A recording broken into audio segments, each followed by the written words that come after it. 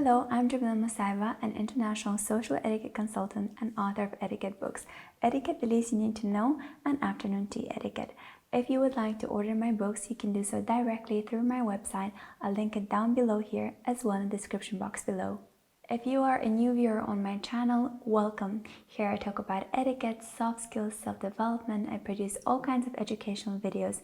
If you're interested in that, make sure to subscribe and hit the bell button so you get notified every time I upload a new video. Also, if you're someone interested in etiquette, make sure to join my Patreon Etiquette Movie Club, where every month I publish a new video on a selected movie and do an etiquette review analysis. So far, I've analyzed over 20 different kinds of movies, so when you join, you'll be able to view all the movies done so far and the upcoming movies. And if you're a returning viewer on my channel, I am delighted to see you here. Thank you for coming back.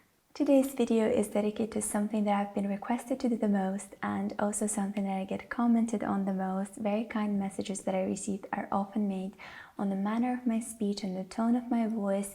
Some people mention that my voice makes them sleepy, some say that it calms them down.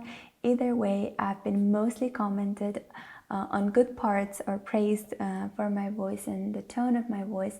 So I decided to make a video that I hope will be helpful to you in helping you become a more soft and elegant speaker. So first things first, I want to tell you a little bit about the story of my voice, in particular how I failed a voice and diction class. I think I've mentioned this in one of my videos on YouTube about how I took a class in voice and diction. I think it was my third year of university, and I was the only person in class that failed the voice test. We're taken to this place where they would test your voice and make you speak at different volumes, and I was the one that wasn't able to raise the voice up above a certain point. So I was assigned to work with a voice coach for the duration of the entire semester. We would do different kind of massage on my vocal cords, different kind of exercises, so I would be more comfortable speaking up at a higher volume. Then the most important thing that I learned for myself is that we are born with a certain vocal cords, like the structure, just like the structure of our arms and legs and head and everything. The physiological structure of our vocal cords really influences the sound of our voice that comes out of our throat or our mouth.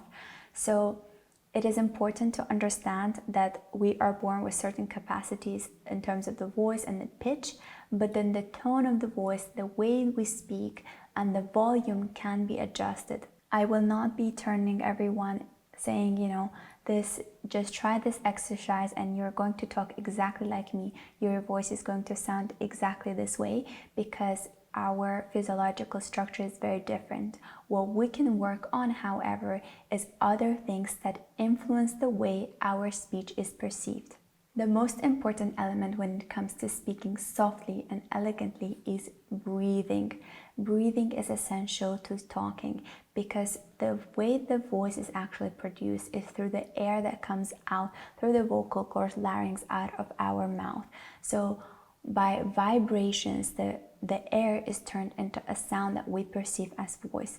So if you're out of breath, if you don't have any oxygen, you're not able to make a sound. Try running for some time and then try to say something. You will see how difficult it is for you to produce a sound. The more relaxed your breath is, the more you're going to be able to speak more calmly and elegantly. Important here is to practice a diaphragmatic breathing technique, so to say. The essential element is that you're not breathing from your chest, but you're breathing through your diaphragm. I'll show you now an exercise how you can test if you're actually breathing using your diaphragm.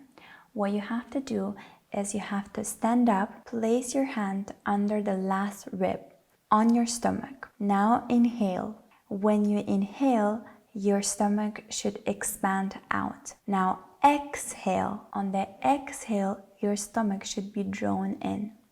If you are breathing using your diaphragm, your stomach, you should see a movement of your stomach going in and out. The next exercise that I want to show you to help you with your breathing capacity is doing the following. Make sure that you exhale the air completely out of your lungs, and then take a deep breath. Hold it for 15 seconds before exhaling again. Do this 3-4 times before you're about to give a speech. The second important element in ensuring that you sound soft and your voice is coming out without tension is making sure that you sit or stand with a straight posture. I've done a video on deportment, how to sit and stand straight. You can watch it on my YouTube channel. You'll see how it's important for you to sit and stand straight so that your breath is easy. And when the breath is easy, your speech is easy. Try tensing up. Try, hunching your back, putting your neck deep inside your shoulders, and see how your voice is sounding. Now straighten your posture and talk, and see how much more easily the voice comes out of your mouth. Number 3, speak slowly. Practice speaking slowly if you want to become a softer and more elegant speaker. Get comfortable with the pauses in your speech. Get comfortable with the silence in your speech. It doesn't have to be very, very fast and too many words at once and a lot of information. No one will listen to you. Your voice will become annoying. There's a difference between speaking slowly and speaking in a monotonous way. Monotone, it means there's the same tone to your speech. There are no variations, no inflections. It's just one steady line.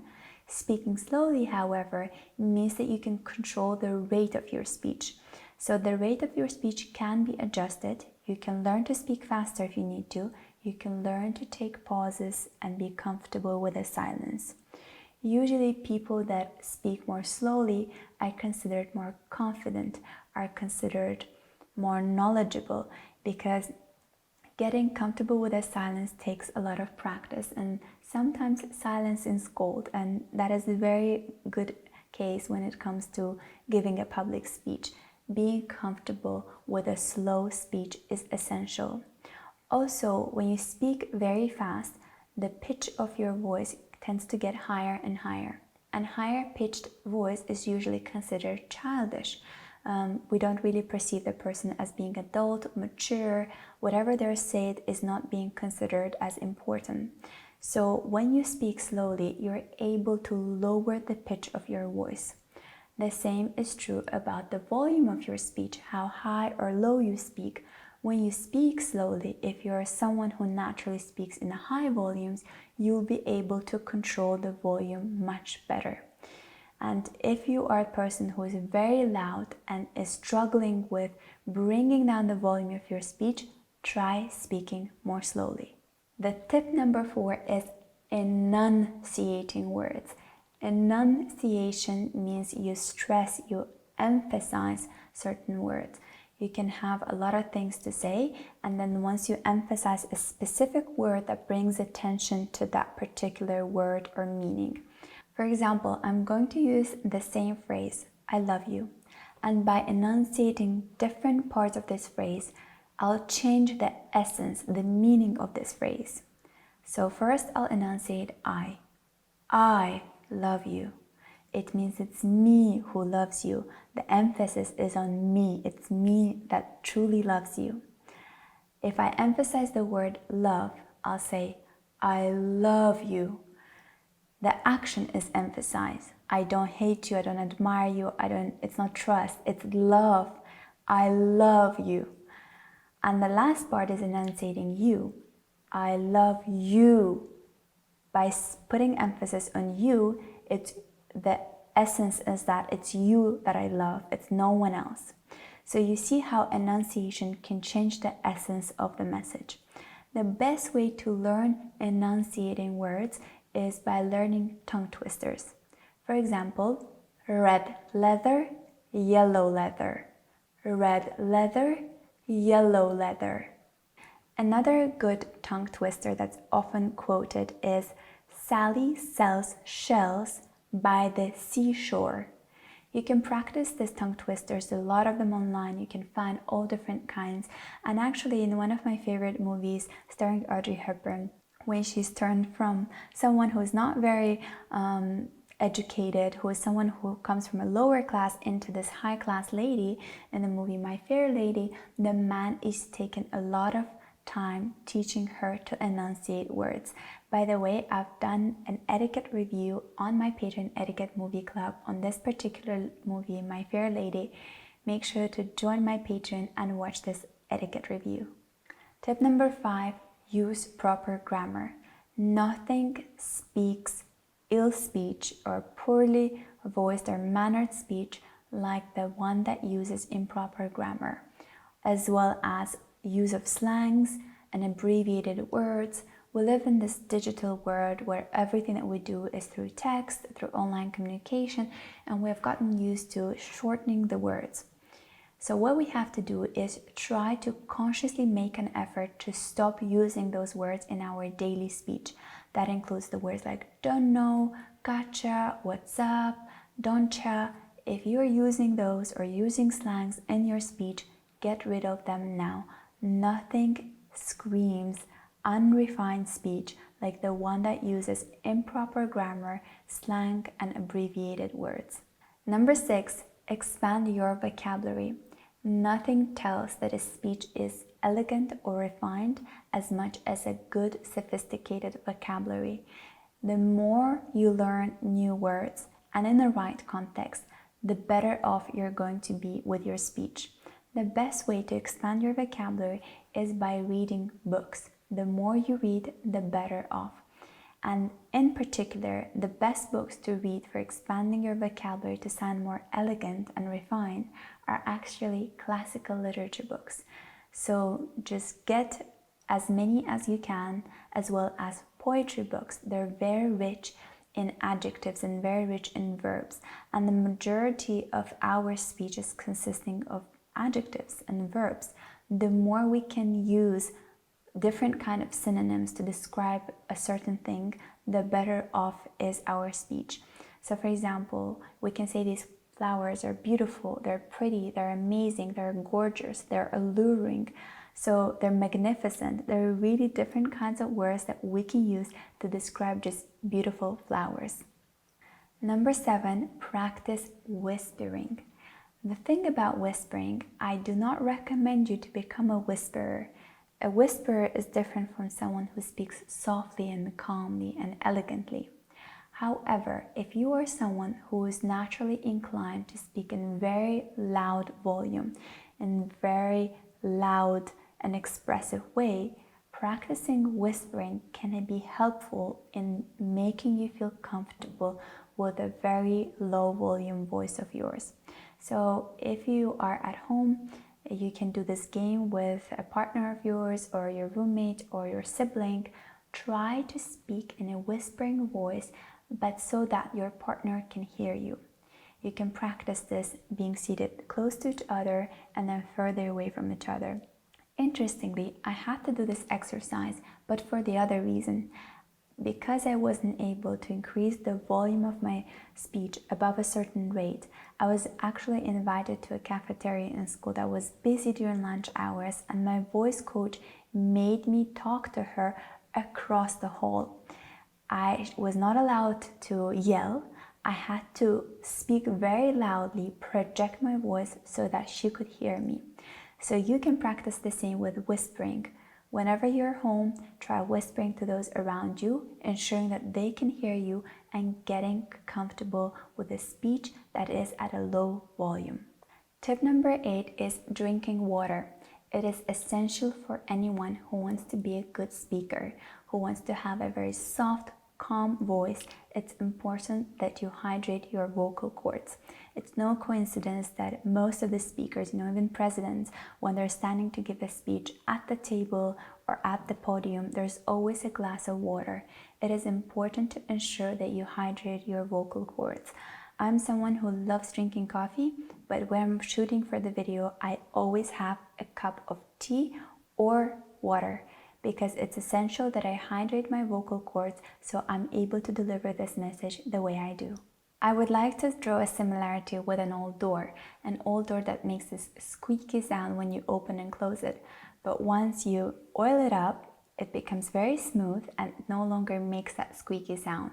The same is with your vocal cords. If they're dehydrated, your voice is going to sound raspy. Once your vocal cords are hydrated, the air is going to pass well through the vocal cords and your voice will sound softer. Speaking of vocal cords, if you want to sound more soft and speak better, you have to learn to loosen your mouth and relax your vocal cords, especially when you're about to deliver a public speech or you're about to do a presentation. You can hum a tune like that. You can also yawn, but do it in a more dramatic way. You can move your jaw from side to side, loosening up your mouth.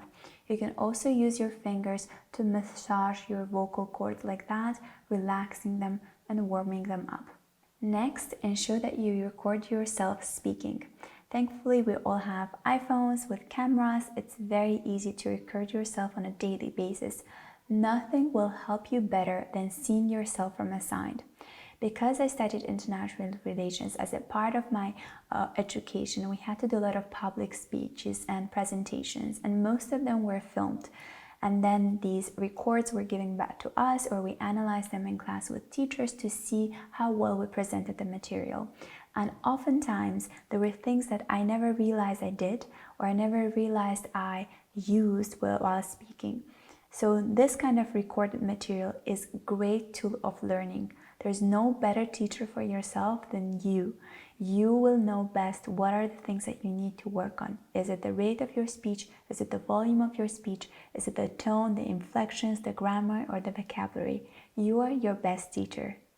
There's really nothing better than self-awareness when it comes to learning anything, and becoming a soft and elegant speaker is no exception. It is important that you are first self-aware of what is it that you don't do or perhaps do that doesn't let you become a soft and elegant speaker. Then once you've increased your self-awareness, you start working on yourself. That includes a lot of self-discipline. You become in control of what you want to work on. Is it the volume? Is it the rate of your speech? Is it your grammar or your vocabulary? Or perhaps you breathe too fast because you get very nervous. What is it that you need to work on? And then once you're able to figure that out, you start through self-discipline controlling that aspect of your speech.